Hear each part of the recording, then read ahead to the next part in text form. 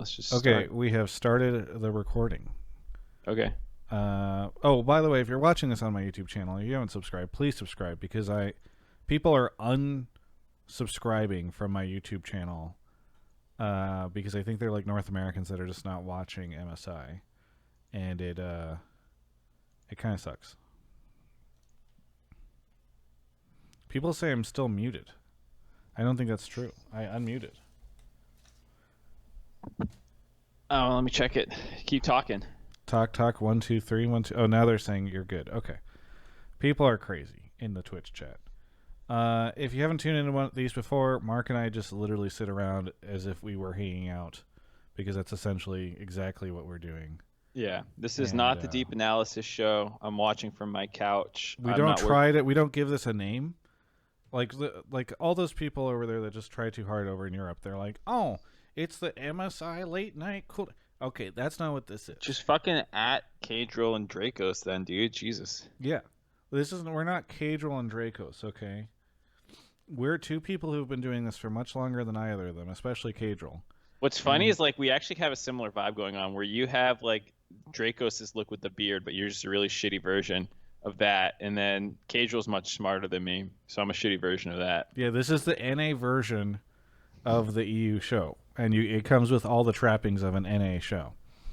By the way, we're not. This is not promotion. Don't. If you didn't know that they were doing that show, don't go watch it. Because I don't want it to be a thing where like the only reason you were watching this is because you didn't know they had something. To be honest, I haven't even watched it, so it could just be worse than ours. I can say that, and just after I be told I'm wrong, I was like, well, I didn't actually look. So Ethereum My had gut feeling is 3,800. that By the show way, sucks compared to ours. Just a gut feeling. Do you have any crypto holdings anymore? Yeah, I never moved my Ethereum after my initial buy-in at 300. Dude, it's at 3,800. I saw that. Why are you doing this show? You could probably retire right now off of that. Go sell. I did your not Ethereum. buy that much. No, sirree, I did not buy that much. I bought in at 300. It went up to 1,000, and then it tanked down to like 100 or something. And I was like, well, I'm just gonna stop paying attention to this.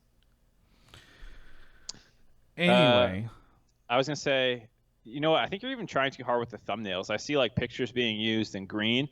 You know what you gotta do? Everyone's using this green for their thumbnails. Yeah, Nothing I did not stands out. anticipate that, by the way. It was just something my editor did. They took the MSI look, because we usually do that. We usually take it, and now everyone has stolen our idea to steal Riot's idea. And it's so annoying. What you should do is go as far in the color palette other direction as you can, like some kind of fucked up orange, right? That would be on the other wouldn't side this of the pink color be wheel. like the opposite of green? I don't know what the color. Let me look at the color wheel real quick. Color wheel. What is pink? It's red and something? No, you're right. It would be a pink. I don't know why I thought orange would be on the other side of it. Wait, what is pink, red? No, red and yellow creates orange. Red and blue creates purple. So what creates pink?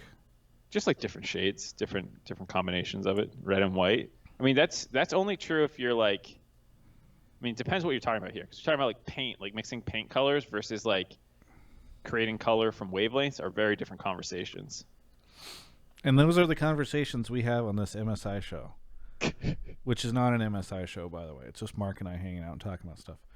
All right. Well, why don't you catch me up on what happened in the first two games, since I made the mistake yesterday of letting myself take a nap. And because of that, disaster struck. Yeah.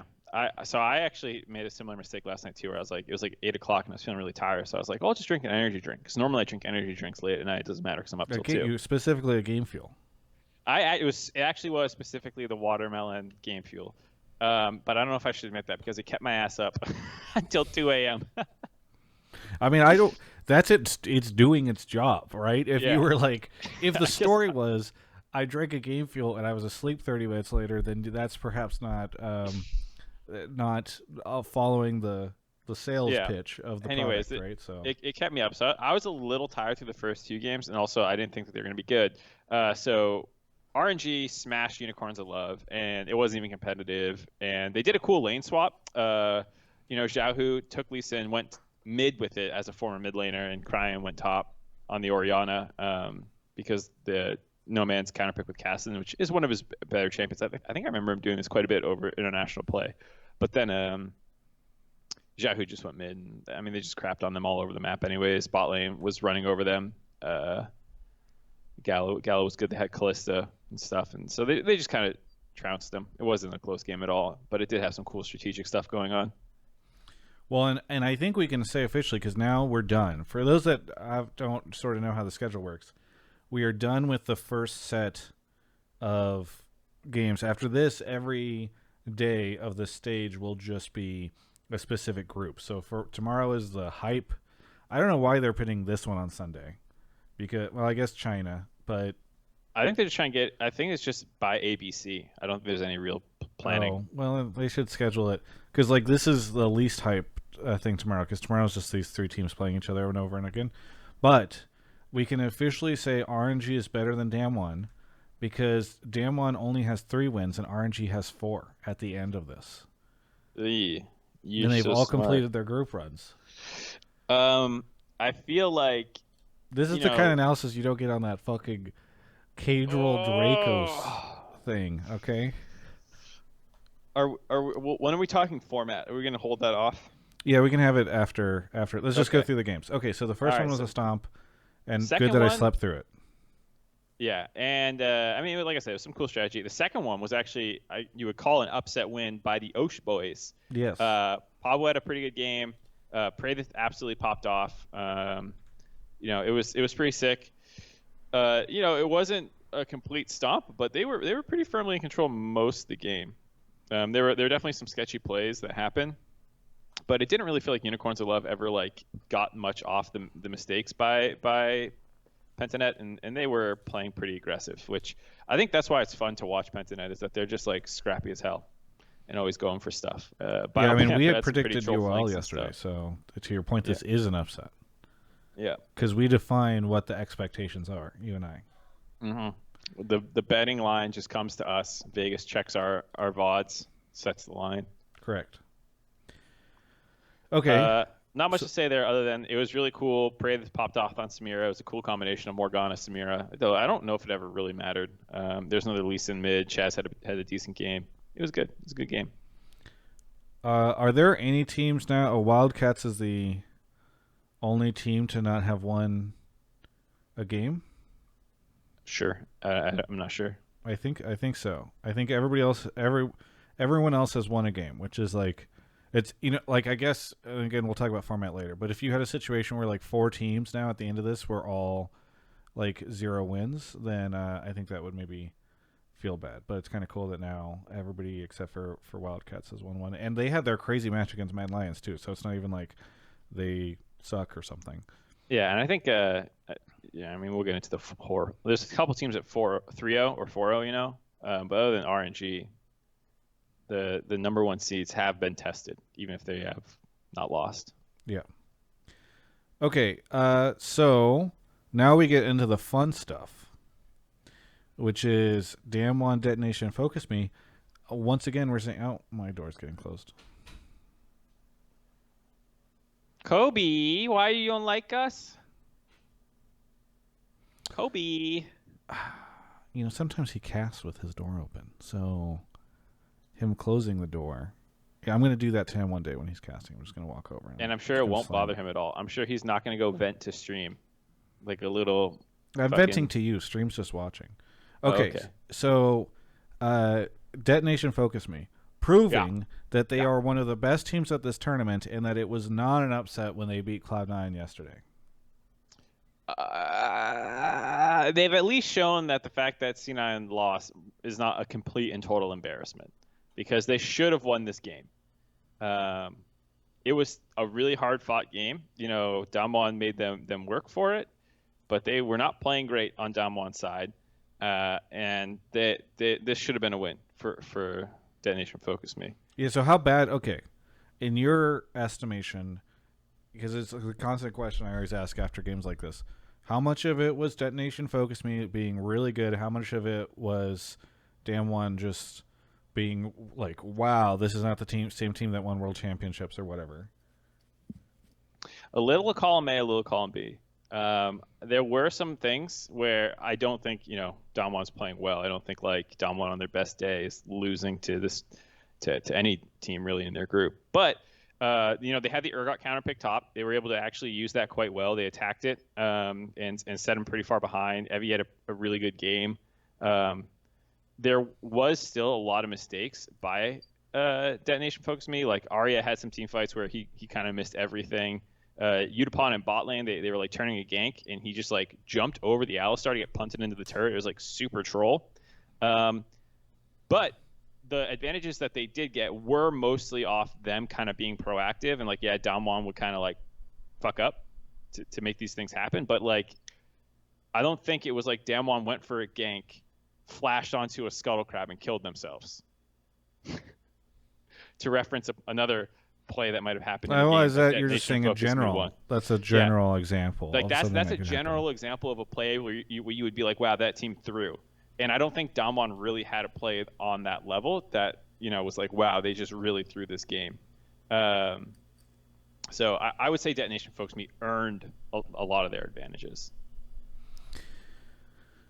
Are you more confident about C9's chances against Damwon the next time they play based off of this?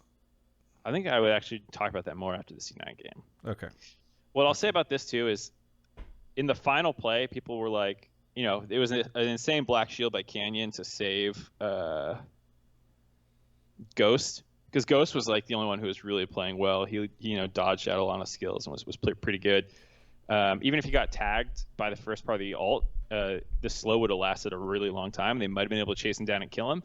And then after he gets out of that, it was pretty troll the way Steel flashed in there and kind of killed his whole team, because they had 2 inhibs down. They could have just taken the third one because they had already chunked out the enemy AD carry enough. They just got way too antsy, and they thought they could close the game. But what can you do? They should have won that game from that position and a number of other ones.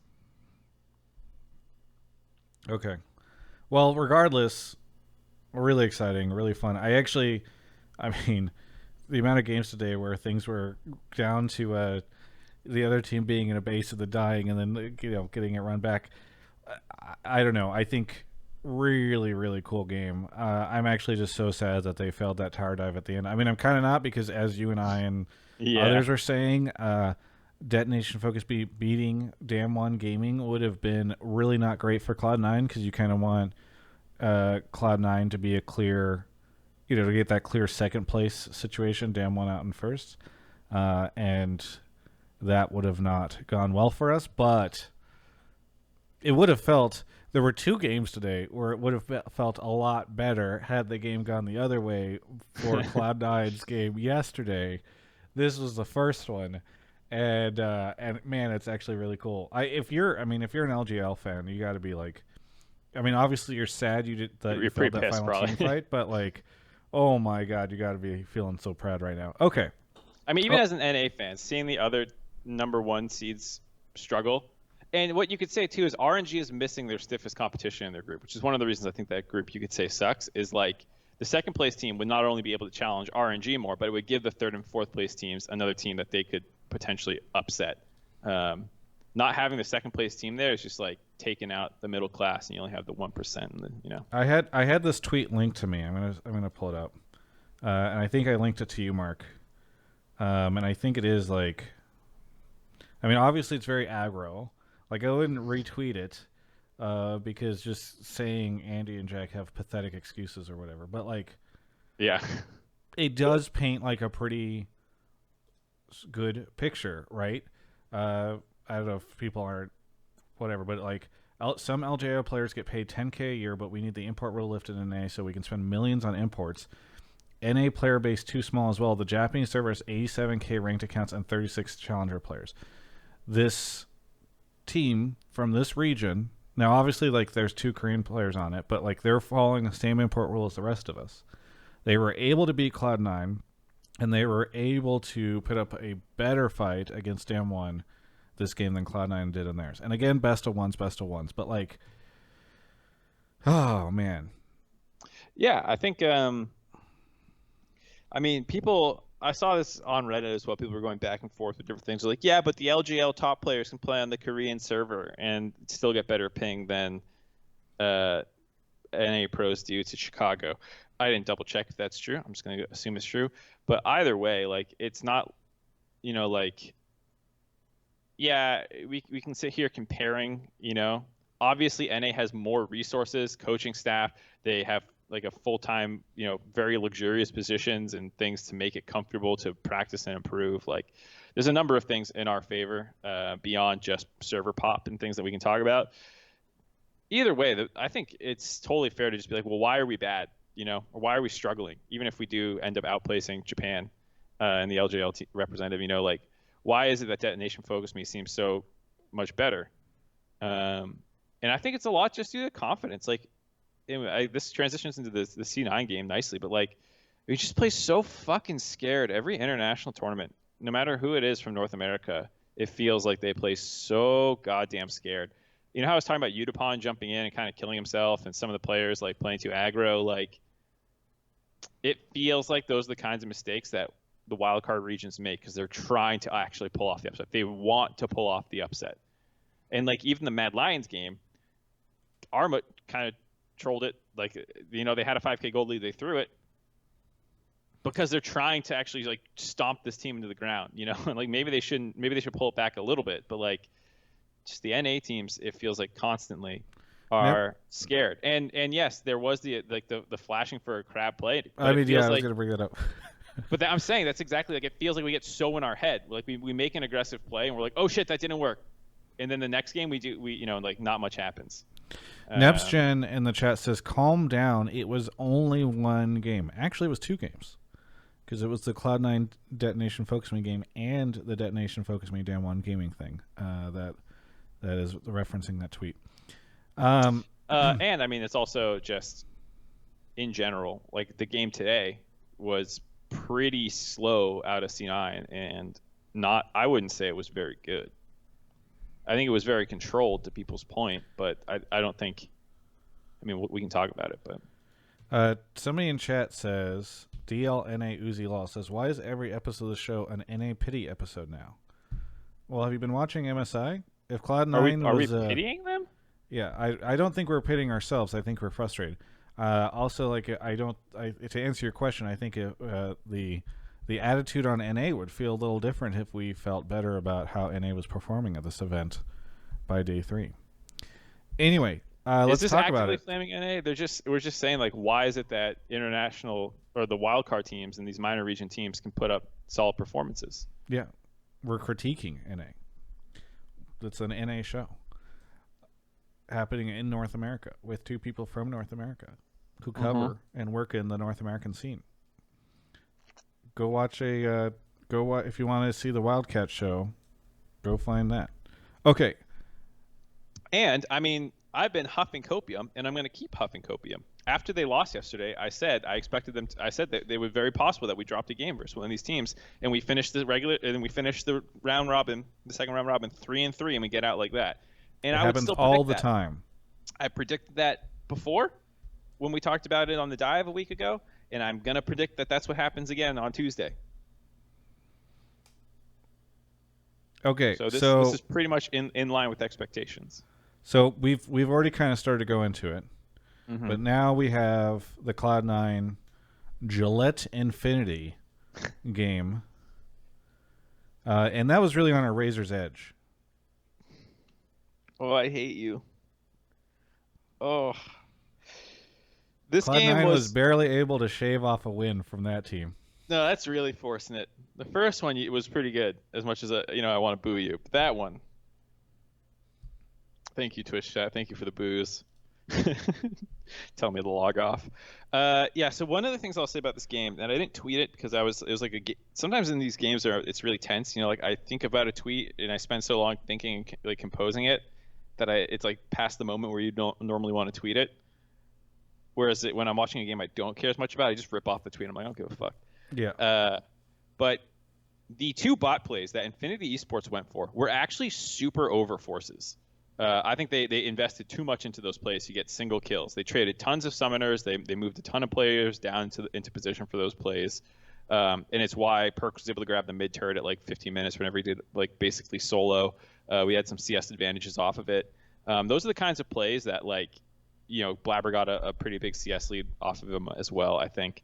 And so these plays that Infinity Esports were forcing I don't think we're really good place. So the three wins, or sorry, the 3 kills early on, those are kind of One of like them was a fine because that was one of them by Infinity was fine because it was a top play punishing C9 for being out of position when they killed Fudge, but the 2 bot plays were really forced. okay. And So can you break down the draft a little bit too? Because it did. I mean, it seemed like from what I was seeing people say, it's like that's a more late game centered comp that C9 had for drafted. us, I mean, yes and no. I mean, that's true for the other team too, right? Victor, Kaisa, GP, they probably actually slightly outscale us. Um, Jungle is a bit of a whatever. One's a front line, one's like a support damage AP thing. Jinx is going to scale really well, and then you try and get a little bit more lane pressure with the Thresh put in there, and so you kind of have winning side lanes and a faster clearing jungler. So you have a definite early game advantage, and then late game it's like maybe a little bit in Infinity Esports area, but not a ton. So I like the draft overall for C9. I think their play around the Renekton was pretty sus, which is part of the problem. But anyway, so where I was going with all that stuff about Infinity Esports plays not being great was usually in NA for C9 and top teams, even in international competition, when one of the teams is hyper investing in making these plays happen and getting kills, and the better team is kind of just like letting like, okay, yeah, you killed us, but you blew TPs and like people had to go down. They start generating a bigger lead. C9 couldn't really get anything going on their own. None of their own plays were really working that well, which is why this game still didn't feel that great to me, because it was more like I'm watching Infinity just overforce, and they're the underdog, and so they want to try and upset things, but it didn't work that well for C9. Blabber obviously on that topside jungle invade, it did not work out. That resulted in Fudge's death. He had his stopwatch thing. They were able to control Drakes, which was a big part of why the game was blown open, I think. And Perks played really well. I think this was a great game out of Perks. I think Vulcan was pretty good as well. Same with Sven. Even though they got targeted a little bit in the early game, I think they actually played those situations well. And then in team fights, they were also pretty good.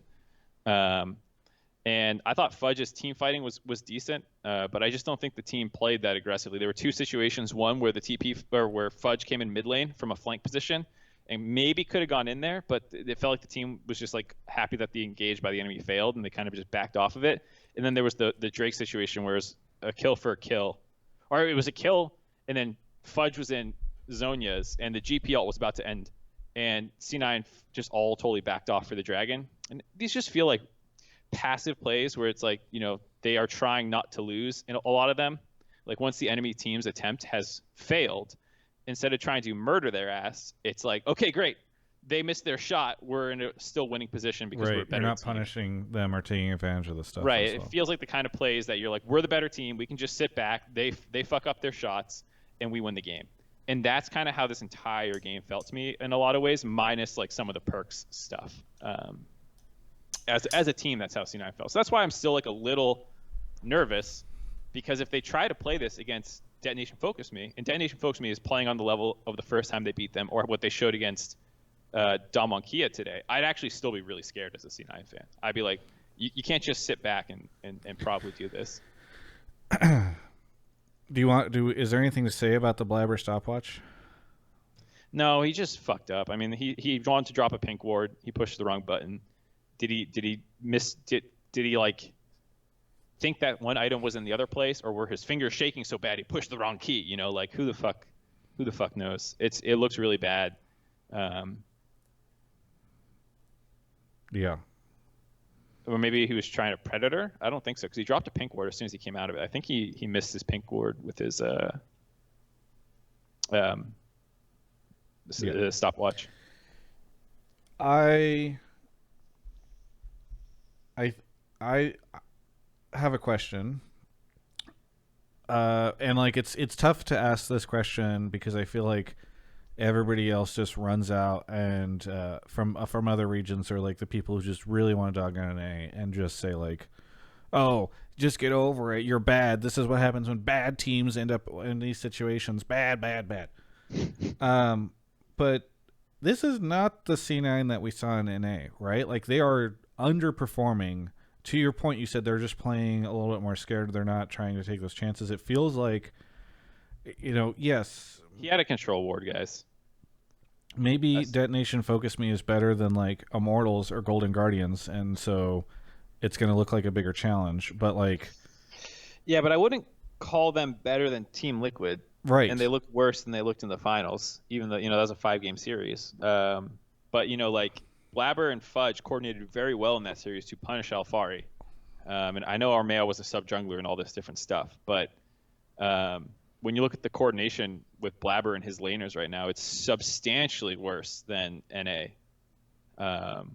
So I would say it's a large part probably underperformance, because I see a lot of people memeing about like, this is NA's best player, this is the MVP, ha ha ha, he sucks so hard.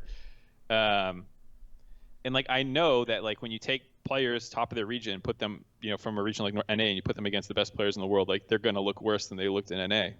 That's totally expected, but the degree to which Blabber has struggled is significantly beyond what you would expect. And I think he is definitely struggling. Yeah, it's not like he's going to make the same plays or do the same things he did in NA and then just getting outplayed in those moments. It's like he's just doing things where you're like, this is, if he did these in North America, he would not have been able to earn the MVP award, right? Yeah, he would not be MVP for this. This would have gone Alfari would have won the MVP if he played like this in NA. So like people are saying, it's probably I think a lot of it's a confidence thing. People getting skill checked. You hear the interviews and they're like, wow, we're playing versus real players and having to like learn matchups and stuff. And so I think it is a lot of confidence in going up against tougher opponents. But I would only say that like the only people who are like skill wise better is Damwon. I don't think, no offense to Detonation FocusMe, because they're playing very well, I don't think like on an individual level it's like, oh my god, Jensen versus Arya, like, well, of course Arya is going to be way better. And like, Evie versus Alfari, like, well, of course Fudge isn't going to get punished like he does when he plays against Evie and stuff. Like I don't think it's that's the problem.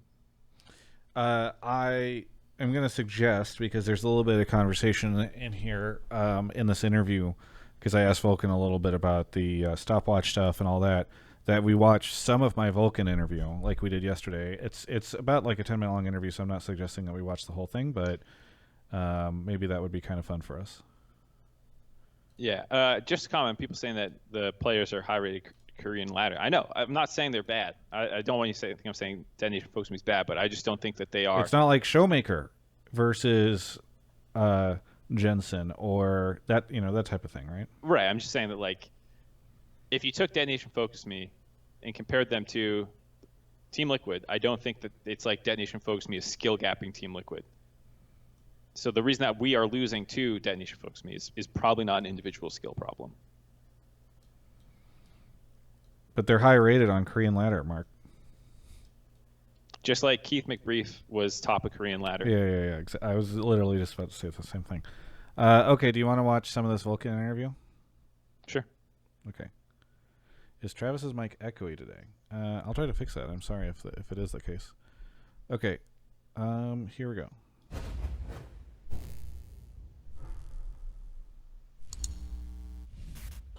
Well, it is the third day of MSI 2021 with coverage brought to you by Alienware.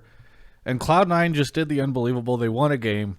We're very happy over here in North America. I'm joined by Vulcan right now. Vulcan, okay, so let's first off talk about that game. There was a point in the very beginning when they were 3 kills up, and people were starting to get a little nervous. I mean, were you guys okay because you knew you had them in the late game, or I mean, kind of what was your thought process as you started to see them get? I mean, I guess you didn't see the gold lead, but maybe you sensed it. I was definitely a bit nervous when there was a pause. Like when there's a pause, you kind of think about life more than when you're actually in the game. When you're in the game, you're just thinking about what you should be doing and what's the next thing, right? But if there's a pause, there's like downtime and you can't talk to your teammates. So there's this awkward moment where everyone's thinking about what they ate in the morning and if they're going to lose this game. So it did cross my mind during that game, but I was confident we were able to like pull it back because a lot of time in NA we would fall behind a little bit in the early game and then have better mid game and kind of claw back into the game. And that's something that's pretty different than 2020 Cloud9, I would say. and that's something that we're better at than we were last year. So, yeah, I mean, it felt comfortable to be in that game and knowing that we have Tristana Jinx, we'll be able to kill their front line pretty easily and just win out team fights. Yeah. Okay, so then you managed to actually beat them. Did you approach this game differently than the last two games? Because there was, some of the commentary was like, oh, they're playing very safe. They're very calm and reserved in their approach to this game. So I don't know if there was a thought like, oh, we're going to just play this like cool, calm, and collected match against these guys to make sure we get the win. I wouldn't say there was like a different approach to the game. The one different thing is I did the pregame speech and I did say to be more aggressive, which it didn't really happen because Okay. I think our champs, it was kind of hard to force. It's just like hitting skill shots, and the players that we went for, we ended up missing. So the early plays didn't work too well. But I think we'll have to look at that because there was definitely some angles that that could have been really good for us. So there's that. But yeah, I think no different approach other than hopefully destroying enemy nexus.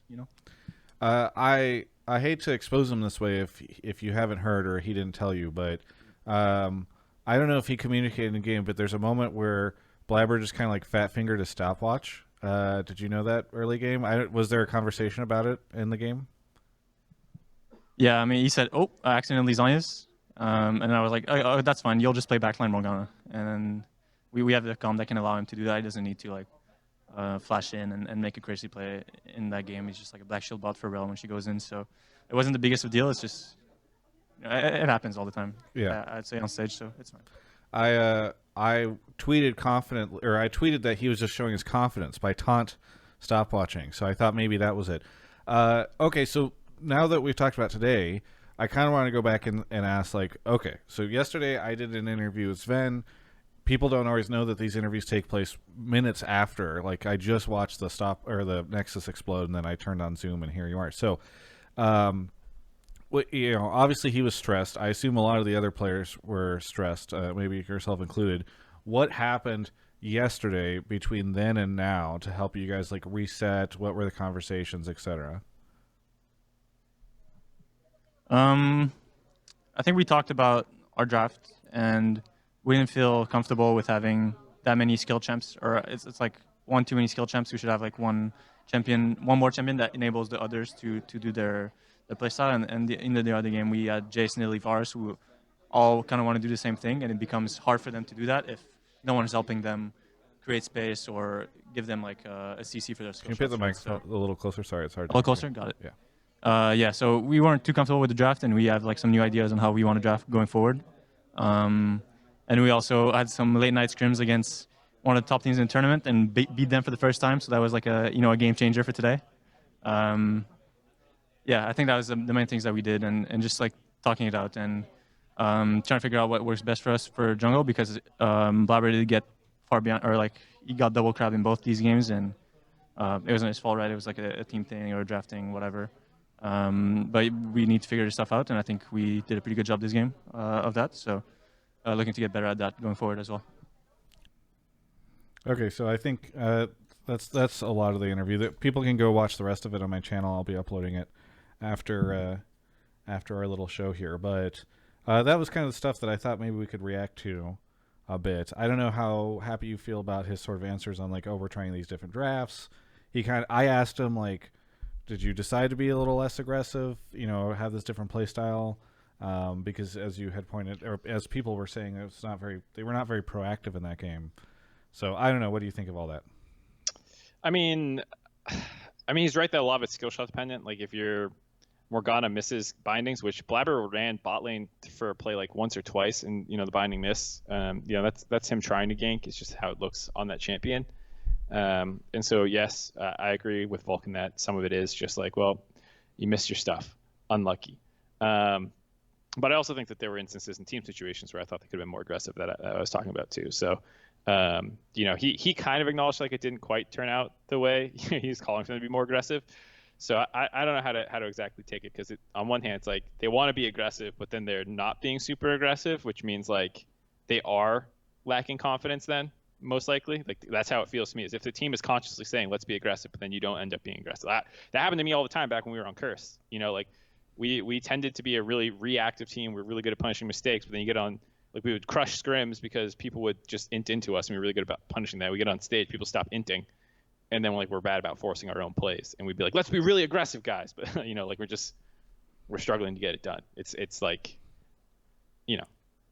So on that point, I think yes, some of it was champ dependent. There were attempts to make plays. Some of them failed because of that, but I also think there are instances where they were just happy to back off and take the win because the other team missed. So for those that don't know, Cloud9 doesn't play again until Tuesday, and then they play all their games on Tuesday to determine if they can get out.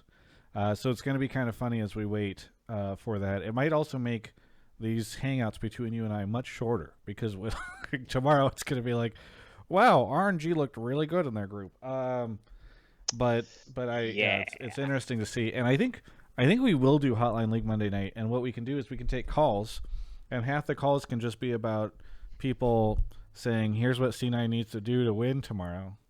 Ugh, I'd rather just do it after Tuesday, to be honest. Really? Yeah, because let's say C9 gets knocked out. You're not going to do another Hotline League till Monday? Are you going to do it on Wednesday? What do you... Okay, we'll talk about it later. I think we should just do it Tuesday, because otherwise it'd be awkward not to do one after group stage concludes with NA's team. Let's say let's say C9 makes it out and they stomp that last day. Let's say they fucking 3-0. Like that's going to change the nature of the conversation quite a bit heading into groups.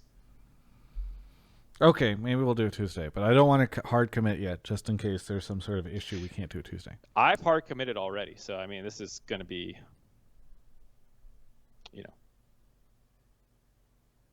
I've already put in my calendar. We'll have a discussion. You don't put Hotline League in your calendar. Do you put anything in your calendar? This is actually one of the few weeks I have a bunch of things in my calendar. Really? Normally I don't anything. Yeah. I thought you said you're like doing nothing, and that's why you're doing this show, is because you're just sitting around watching the games. Yeah, so that is true. But there are a couple like personal things. Oh, really? Yeah. Like what? Well, I don't know if this matters. My mom retired on Friday, and I don't know who put this in my calendar. I guess my dad did to remind me. Congratulations. I guess I put it in. Mrs. Zimmerman. It says by Mark Zimmerman. I guess I put it in. On all your years of hard work, we're really happy for you, and you deserve a great rest now. Hopefully you get to go on a vacation soon. I'm trying to get her into the Cosmere. She's like, what do I do now with all this time? You just like read Brandon Sanderson novels? I don't think she's not a fantasy reader. Well, it's Mother's Day tomorrow. Reminder for everybody, it's Mother's Day tomorrow. That's also in my calendar because Google has my back. Yeah, like Cinco de Mayo. I have that on mine. Yeah. So are the only things you have on your calendar like a thing that your dad added, and then Mother's Day, which Google automatically adds? I told you I put in my mom retiring thing. Oh, I thought you said your dad sent you that. I feel like you don't even fucking listen to me on this show. Huh? I said my dad might have put it in. Then I clicked and I said, oh no, I did it. Oh. Sometimes you're hard to hear. You speak really quickly. You mumble. Yesterday, you didn't think that I was the one who was joking about the thing, and you say, "Oh, Twitch chat. That's a good joke." I'm like, I said that. Oh, Twitch chat thinks you put it into your calendar, not your dad. I fucking hate you. Okay, so Mad Lions and Pain Gaming. The second game of the day, where had that gone the other way, perhaps the NA copium levels would have been a little higher. Yeah. My God, that game was so close. I actually can't believe how wild it was, and I don't know. It was. I wish Mad Lions, or I kind of wish Pain had won. I mean, I absolutely wish Pain had won, so I could be like, ha ha ha ha ha. That was a really fun game to watch because Tinones is a beast. He was actually so good that entire game. Like the solo kill mid, the team fighting, stealing Baron. Like he was 1v9ing, and Robo was just running it and not helping him out. BRTT was hit or miss, So same with Karaoke, whatever, and Lucy. They were all like, they were a hit or miss, but Tin Owens was hulking out. And then Mad Lions, Carzy was really good. Definitely didn't look like the Kog'Maw pick was great. Armut had a good start to the game and kind of trolled a little bit. I mean, El Yoyo had some mistakes. It just wasn't a super clean game out of them. It reminded me of the game that they almost lost yesterday too. I know that Pain Gaming fans are very enthusiastic, and so after that game, I was like, I interviewed Kaiser, and I'm like, oh, I'm gonna ask him this question. I'm like, hey, do you have anybody that you think was really good in that? Fishing for social media comments. Yeah, I saw that. And he's like, yeah, I think Tinon's was pretty good, and I explained why. And said, I think a lot of the. I'm not saying that he just said this to be nice. As you just said, this player played particularly well in the mid lane. But I tweeted out less than an hour ago the clip of him saying this, and it now has more views than any of the other Twitter videos that I've put out this week at all, even just in less than an hour. And it's got 96 retweets, 22 quote tweets. I wish NA fans were this passionate.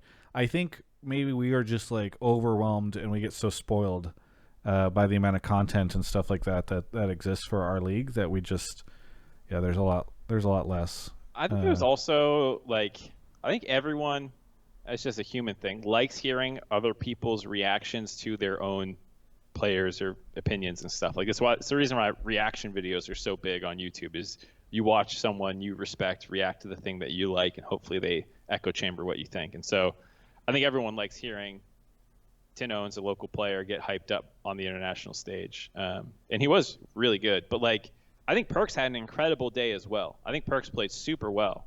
And if you asked a Damwon player, like, what'd you think of Perks' game? And he was like, it was really good.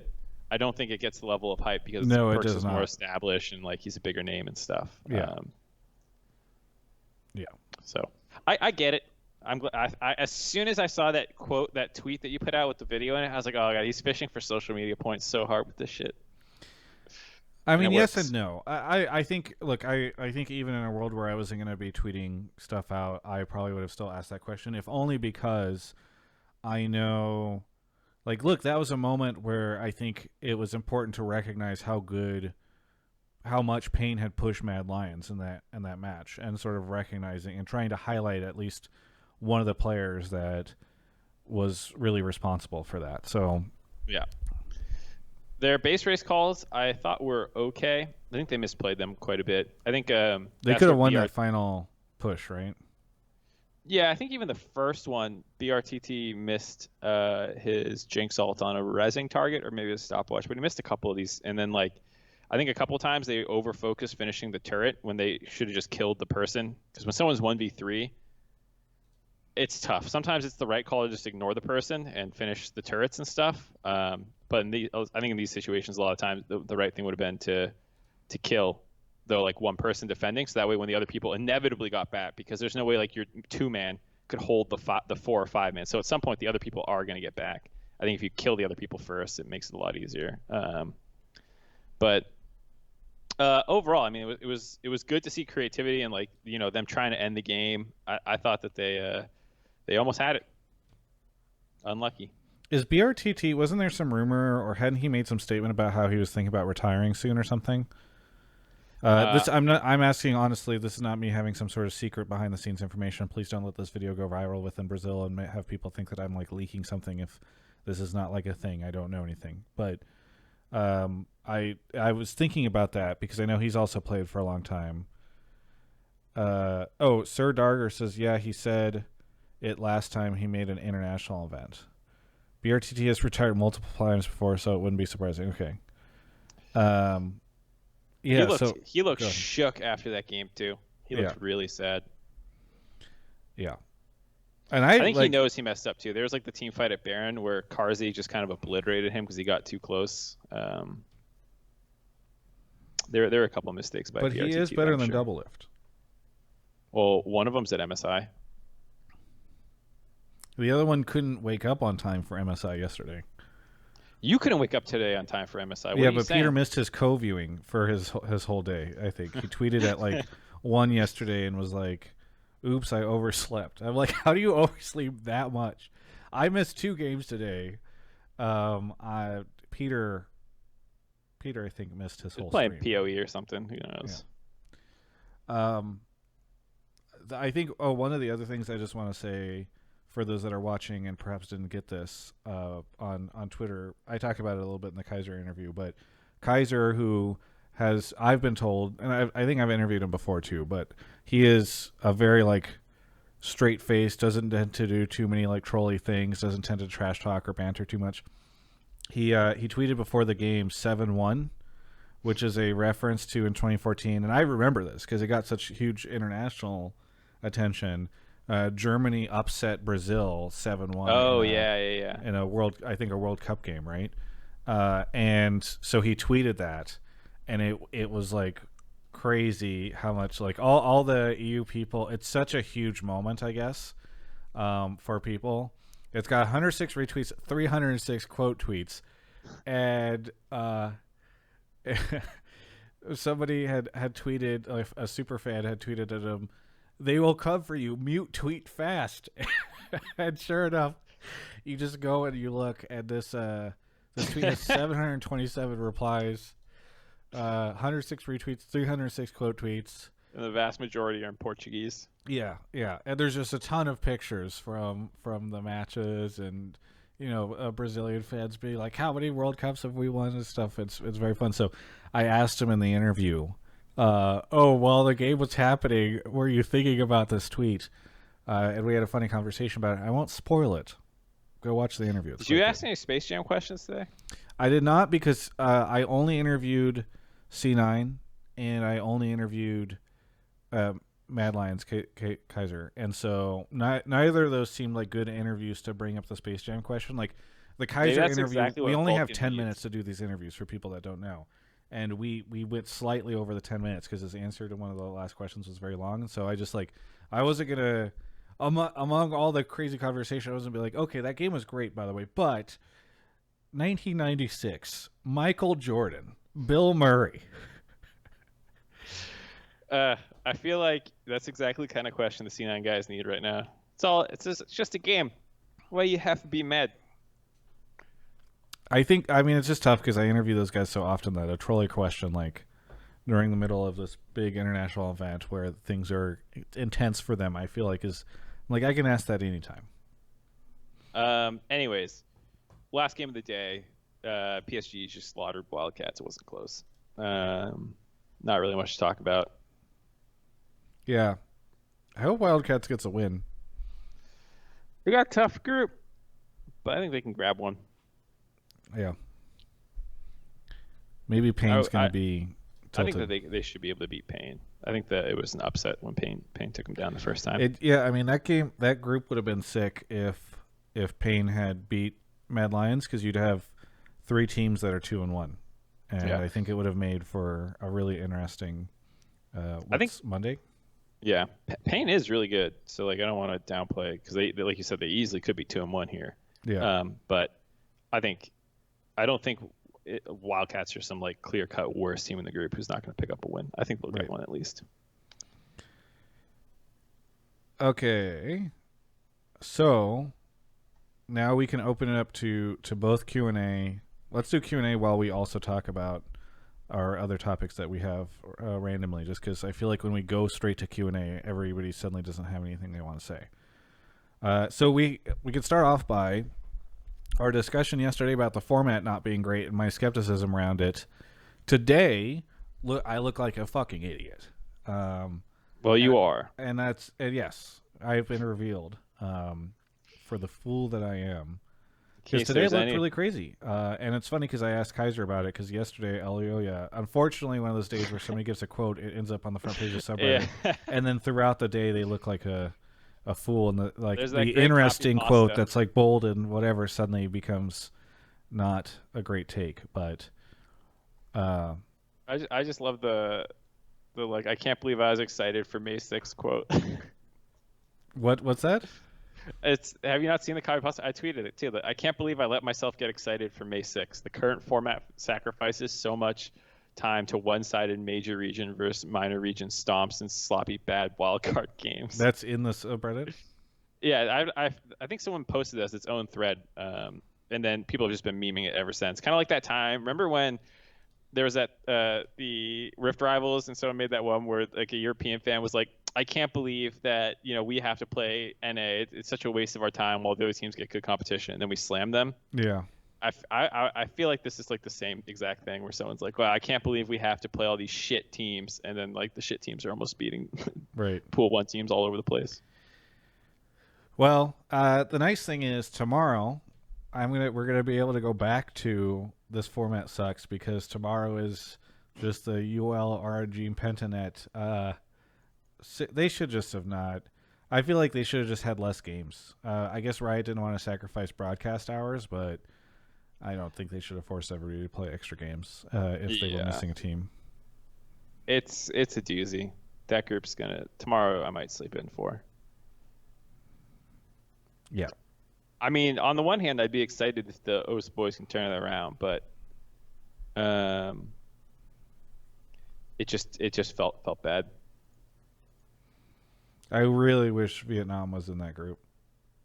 Yeah, I feel like they would make it a lot more exciting, both with their ability to challenge and also with us not having to watch.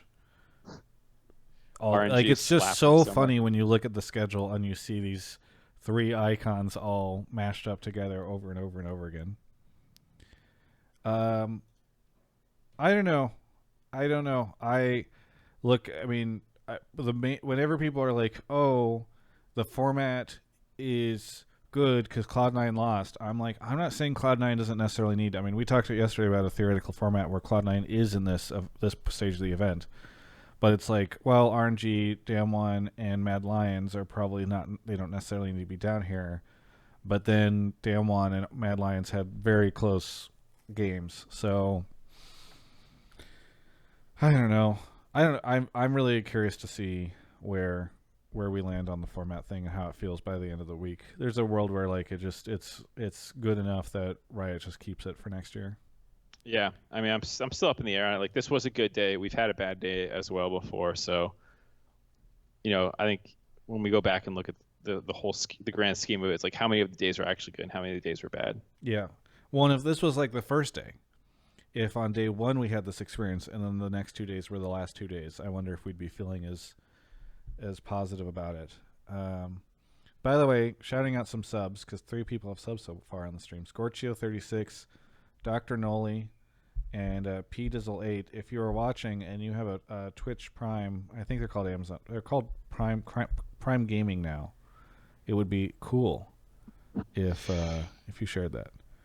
EP Knothead says, "Travis, you look a lot better today. Hope you are feeling better." Are they referencing you not feeling well yesterday? I don't know. So random point that I did not notice. Someone was asked about a counter engage kind of thing that I was talking about earlier, and I went back and rewatched the 2 fights. The first one, I still think maybe they could have just tried to. Fudge could have maybe started hitting the Udyr and just seen, because if the enemy team tries to collapse to kill him, they're just going to stick around. That one, maybe. But the second one, I actually didn't see the gravity or the Victor ult on top of the GP ult. So there were actually 2 ults there forcing them back. So that's actually a lot more understandable that they backed off there and just ditched Fudge. But Perks is the only one still running forward really aggressively there. He's really in there. Maybe. I don't know. Maybe I think the Dragon fight was actually fine because it's Soul Point and they won that. I think the Dragon one was the right call, looking back at it. Double Lift Chat was talking about MSI hot tub interviews. What do you mean? Is he going to go to MSI and do hot tub interviews? I don't understand what that means. Okay. What other? So we did Q&A stuff. Did anybody bring anything up? People saying skip tomorrow. I had all I did was I looked at that one question about the counter engage and I looked back at it and I double check, change my opinion. Or a Q&A, or if you guys have opinions you want us to react to. I mean, this one's already been pretty long. I don't know. Do we need to? No, I guess not. If people don't have stuff. Do you think Damwon game's an indication of Damwon's potential weakness in top lane? No. Okay. Well, how are you feeling about Fudge, Mark? Fine. Yeah. Mm-hmm.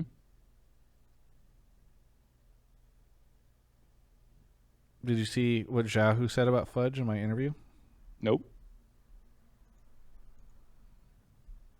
Do you need a hug? Nope. Do you want to get lunch? Nope.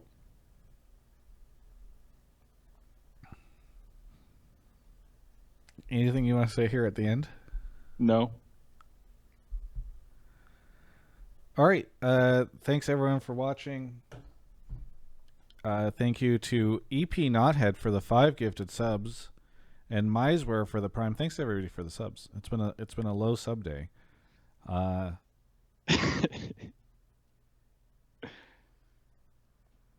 What do you think about Riot needing to give space in games for orgs to sell merch? I don't think about it at all. All right, we're done recording.